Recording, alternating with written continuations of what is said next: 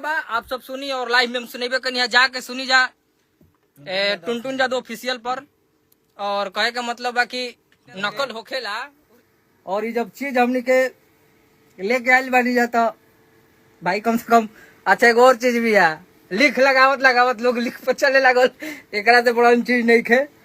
और काला में कैला में बहुत सारा अंतर होला और पावर खत्म हो जाई, मेन पावर हेडे बा। और एक के जगह इस सबे जानता है कि भोजपुरी में बस एक के जगह पावर बा।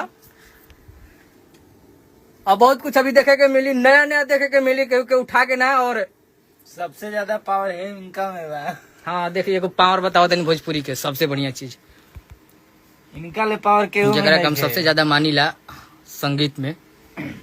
हे पावर क्या केहू के पावर नहीं के सब पावर फेल हो जाये। और ई तो आप सब दिन रात देखा तनी तो एकदम बजावे के बाद रगड़ के जाए देवे के बाद। तो साल भर पहले हमनी का हंगामा कर चुकल बानी जा, फिर से दोबारा आइल बा। तो आप सब एकदम भूचाल लिया दी, गर्दा करके बजाई, एंजॉय करी, संगे संगे हमनियों के एंजॉय करे दी। हमेशा इतिहास जौन बा तो रचले बा आदमी रची आगे भी।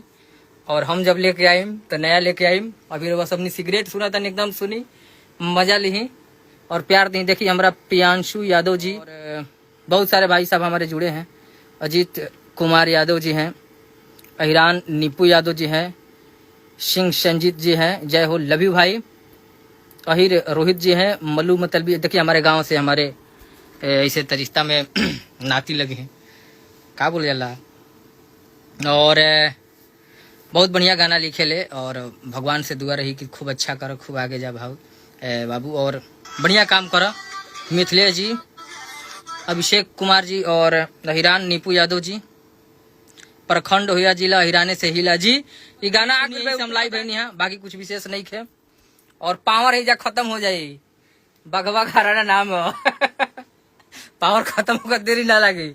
एगो बड़ा बढ़िया डायलॉग रहा है, हम कि हम तो ईट तो देव ना बड़ा बढ़िया जगह को रही ईट देव ता सब बनी तो एकदम हम जाना तनी मजा लेवे के काम बा। और पावर तो हमनी के अच्छा एक और चीज बा बड़ा बढ़िया, बहुत दिन से सोचत रही कि वो कहले रहे कि पावर यही से शुरू होला यही खत्म, मतलब तार पावर है ये दिखे जहाँ शुरू होता है वही खत्म हो जाता था। फिर पावर कौन काम के ओरिजिनल पावर होला कि पावर होला तो चलेला और कोई को घर जोर होला। तो मजा लिए जा, प्यार बनौले रही जा, लव यू।